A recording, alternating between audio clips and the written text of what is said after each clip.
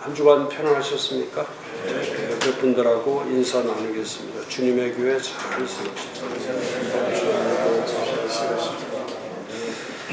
자, 오늘부터 한국교회 어디로 가는가, 어디로 가고 있는가. 코로나 이후에 신앙의 급격한 10가지의 변화. 그건 목회 참고용이 아니고요. 그건 목회 참고가 아니고 목회에 검증하셔야 됩니다. 이렇게 돼야 됩니다. 이 10가지는 반드시 검증하셔야지 신앙 형성이 이루어지는 신앙관. 그래서 지금 이제 신앙의 틀이 무너지면, 신앙관이 무너지면은 이제 오늘과 같은 사태가 벌어지는 거죠. 그래서 앞으로 이 10가지는 교인들에게 좀 많이 전달하셔가지고 코로나 이후에 어떤 신앙을 가져야 되는지 이제 분명한 그런 틀 작업이 이루어져야 됩니다. 첫 번째는 전통적 교회.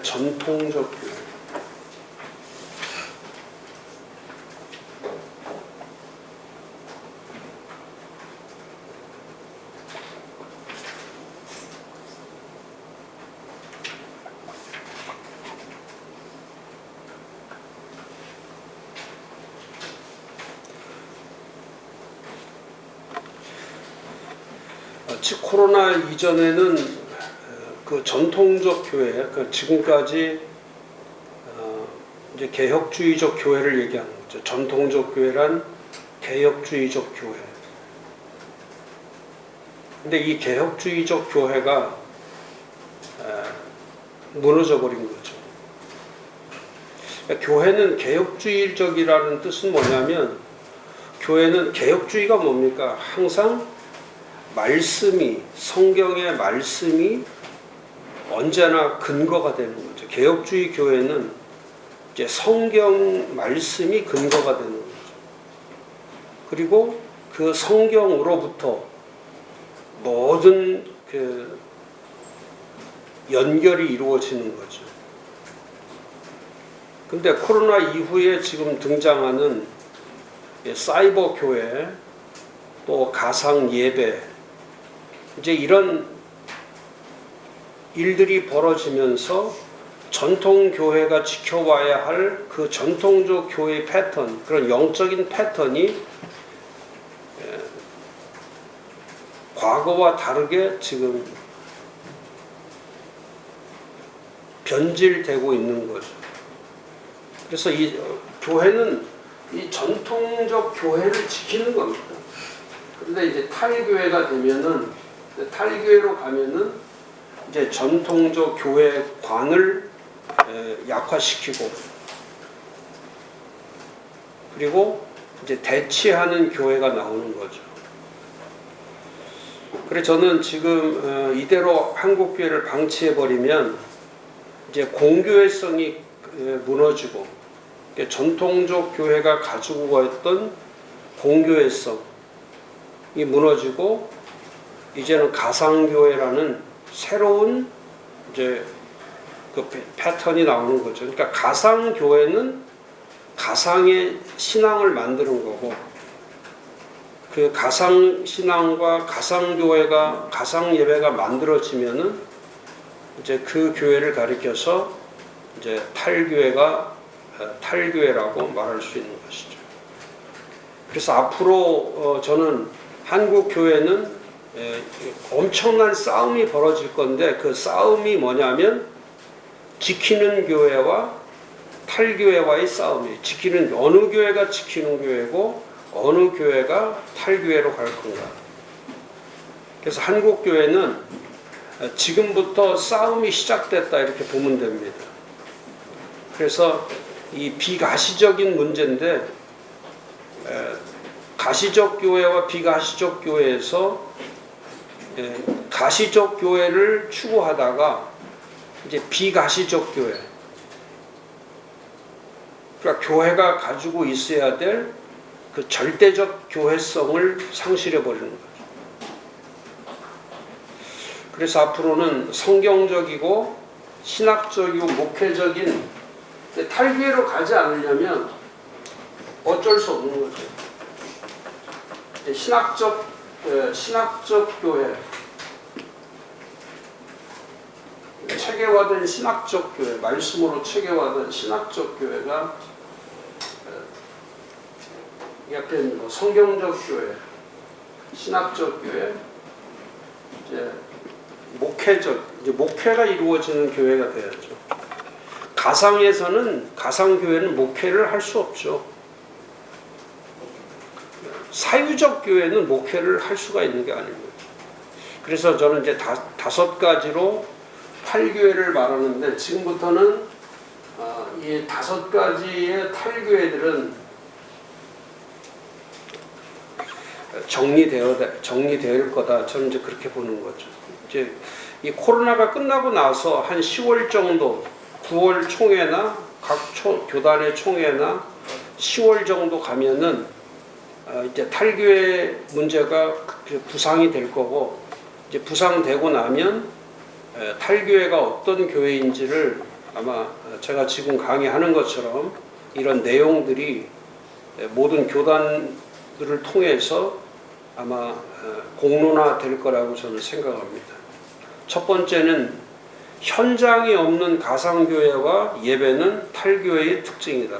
그러니까 현장이 없는, 현장이 없는 지금 이제 수십 개, 수백 개의 뭐 선교사 이름으로, 목사 이름으로 어떤 리더라는 그런 명복을 붙여서 개인이 하는 개인 예배, 개인 유튜브, 개인 가상교회, 이 멀티 사이트 교회, 디지털 교회, 이런 교회들은 그러니까 현장이 없이 혼자서 교회를 세우고 혼자서 예배를 드리고 혼자서 설교를 하고 하는 것은 그거는 전형적 탈교회죠.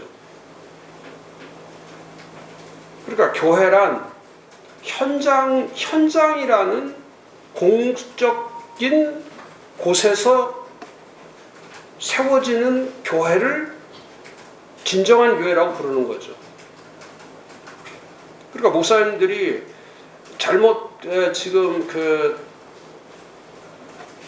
가고 있는 방향이 뭐냐면, 현장 목회를 잘해야지 가상 목회를 잘하려고 하면 안 되거든요.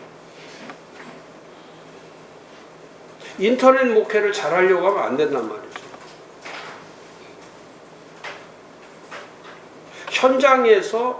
현장에 하나님께서, 이게 사실이잖아요. 실제와 사실. 그러니까 실제와 사실이 약하고 이 가상이 강하면 그거는 신앙이 아니죠. 그래서 첫 번째, 현장이 없는 가상교회는 탈교회다. 현장이 없는 가상 예배는 탈예배다. 이렇게 딱 정해서 우리가 신학적으로, 성경적으로, 신학적으로, 목회적으로 정확하게 정리를 하셔야 됩니다. 두 번째, 개혁 정통교회의 두 번째는 교단에 소속되지 않은 개인 혹은 사이버 교회와 예배는 이건 탈교회다. 그러니까 뭐 미국에서부터 또 뭐 아시아에서부터 또 한국에서부터 정통성을 가지고 있는 교단에 소속되지 않고서 개인이나 사이버 공간에 교회를 세우고 혼자서 1인 교회를 하고 있는 사람들은 그거는 전형적 탈교회다. 근데 목사님들이요 엄청나게 많습니다. 그리고 지금 교회가 어렵다, 개척교회들이 어렵다고 그래서 전부 다 얼리 지금 가고 있냐면, 현장 예배를 포기하고 본인도 이제 가상 예배로 가는 거예요. 가상 예배. 목사들이 그 다음에 이제 점점 이제 앞으로는 점점 그렇게 될 겁니다. 이 교단에 가입되지 않은 그 이탈적 교회로 이런 코로나 사태로 인해서, 왜냐하면 비대면 사회로 가고 자꾸 그 집회나 이 모임이나 이런 것들이 자꾸 그 락다운 되면 이게 제재가 되고 또 그렇게 할 수 없도록 막아버리면 자연적으로 어디에 사람들이 관심을 갖냐면 이 비밀의 공간을 찾아가게 돼 있는 거예요. 그러니까 사람은요, 사람의 습성이 그거예요. 공개적인 것에 늘 노출된 사람은 이 사생활이 이게 지저분하지 않아요. 근데 공개적인 곳에 자주 나타나서 공개적인 행위를 하는 사람은 이 사적인 그런 사생활이 이렇게 복잡하지 않죠. 근데 지금 문제는 뭐냐면 지금 사회 자체가 이제는 이 스마트폰과 인터넷과 이런 사이버 공간으로 사람들이 전체가 다 움직여 버린 거예요. 그러니까 그 안에서는 좋은 일보다 나쁜 일들이 훨씬 더 많이 일어나는 거죠. 공개적인 공간에 있을 때는 그런 일들이 일어나지 않아요. 근데 기계 앞에서 계속 혼자서 있으면은 그건 딴짓을 할 수밖에 없는 거죠. 목사님들도 그런 거 아닙니까? 제가 우리 목사님들한테 늘 말씀드리잖아요. 유튜브 보지 말라고. 유튜브 절대 보지 말라고. 이 스크린으로 되어 있는 거는 안 보는 게 좋다고. 맨날 뭐 영화 보고 무슨 뭐 텔레비전 보고 뭐 유행가 하고 막 이런 거 하고 막 그러다가 뭐 찬송하고 이게 헷갈려서 찬송이 됩니까? 저는 그게 어떤 좋은 효과가 있어도 그 프로세스 자체, 그 과정 자체는 저는 동의할 수가 없어요. 아무리 그게 뭐 복음의 효과를 나타난다 할지라도 그것만은 하지 말아야 된다. 그래서 하여튼 저 유튜브는 보지 않는 게 좋아요. 그 다음에 이 스마트폰을 가지고 하는 것도 하지 않는 게 좋습니다. 스크린. 자, 유튜브, 스크린, 스마트폰. 이 세 가지는 그 생각을 혼란시키고 흐트러지게 하는 포스트 모더니즘이 가지고 오는 가장 큰 쇼크가 이제 문화 쇼크인데, 이 컬처럴 쇼크. 이 문화 쇼크 안에 사람들이 문화 쇼크의 지배를 받으면 압제를 받게 되기 때문에 그게 눌려버리는 거죠. 다 모든 게 눌리는 거죠. 이 영혼의 파괴, 심령의 파괴, 그 다음에 마음의 파괴, 사고의 파괴, 의지의 파괴, 이런 모든 파괴 현상이 그 생각이 이렇게 흐트러질 때 나오는 거죠. 혼란할 때. 근데 지난주에도 제가 말씀드렸잖아요. 세 가지가 엄청 중요하다고. 이럴 때는 생각을 모으는 거. 여러 개를 자꾸 보면 안 된다고. 성경이라고 하는 이 말씀의 생각을 이 말씀으로 모으는 작업을 해야 되거든요. 전체가 모으는 거. 근데 이것저것 보기 시작하면은 이게 성경 볼 시간이 없죠. 요즘에 성도들 진짜 성경 깊이 안 보거든요. 목사님들도 마찬가지고. 그러니까 생각이 집중이 안 되기 때문에 두 번째, 핵심을 파악해야 되는데 핵심이 없는 거예요.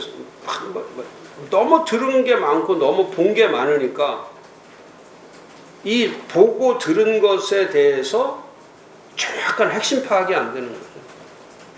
이제 하나의 생각을 모으면은 그 하나의 생각에서 핵심이 나오는 거예요. 그러니까 요즘 설교는 장황하게 늘어놓는데 핵심 파악이 안 되니까 세 번째, 실체에 집중해야 되는데 실체가 없죠. 말을 해도 그 말에 실체가 없는 거고, 뭐를 발표를 해도 그 발표 안에 실체가 없는 거고, 법으로 뭘 재판을 해도 그 재판에 실체가 없는 거고. 그러니까 지금은 누가 말을 해도 믿지 않고, 재판 결과가 나와도 믿지 않고, 무슨 뭐 선거를 해도 믿지 않고, 뭐 설교를 해도 믿지 않고. 왜냐하면 실체가 없으니까. 그리고 그렇게 한 대로 또 살지 않잖아요. 재판한 대로 재판관이 살지 않고, 또 뉴스 만든 사람이 뉴스 만들어 놓고 삶은 그렇게 살지 않고. 우리도 그렇잖아요. 설교해놓고 그대로 살죠. 저도 뭐 물론 그렇지만. 그래서 두 번째, 앞으로는 교단에 소속되지 않은 이제 개인교회, 이제 사유적 사교회, 개척교회죠. 사교회. 이런 개인교회들이 엄청나게 늘어납니다. 지금 이제 그런 것들이 하나가 뭐냐면 가정교회, 가정교회나 지금 하고 있는 개인 독립교회, 이런 교회들은 이제 탈교회의 전형이기 때문에 이런 것들이 이제는 가려져야죠. 세 번째, 개혁 정통교회의 유익이 아니라 개혁 정통교회. 교회는 교회 유익을 위해 존재해요. 교회들은 교회의 유익을 위해서 존재해야 되는데, 이제 사이버 교회나 디지털 교회나 이런 스마트폰을 가지고 하는 이런 그 교회들은 이제 분열과 신학적 논쟁을 일으키는 거죠. 그리고 대부분이 그거예요. 대부분이 이 신비주의나 영성이나 어떤 그 말씀에 대해서 그 새로운 관점을 가지고 하는 사람들은 전부 기존 교회, 기존 교회를 분열시키는 거예요. 기존 교회. 뭐 이단들과 똑같은 거죠. 기존 교회를 유익되게 하는 게 아니라 기존 교회를 분열시키고, 그 다음에 계속 설교를 하면서도 또 예배를 드리면서 말씀을 전하면서도 신학적인 논쟁거리들이 한없이 그 안에서 그냥 생산이 되는 거죠. 교회는 그렇지 않습니다. 교회는 기억하셔야 돼요, 목사님. 교회는 교회 유익을 위해서 존재하는 거예요. 그래서 교회는 교회 유익을 주지 않으면 그 교회도 탈교회죠. 우리 교회만 잘 되고 다른 교회는 어떻게 돼도 상관없다. 그건 잘못된 교회론이죠. 모든 교회는 같은 의미와 책임이 있는 거예요.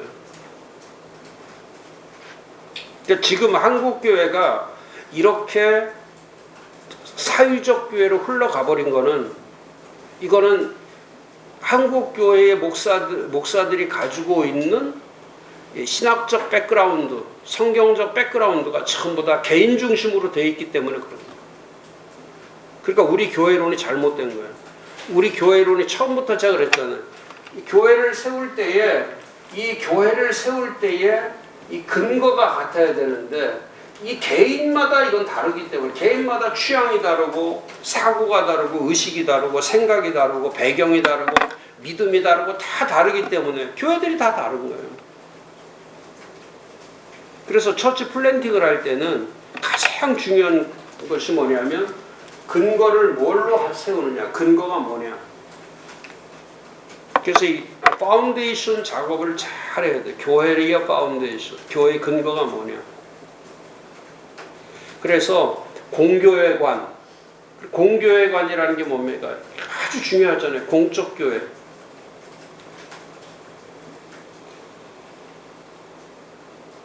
그래서 저는 사유적 믿음은, 개인의 믿음은 예수님께서 마태복음 16장 18절 첫 교회를 말씀할 때 처음으로 예수 말씀하셨어요.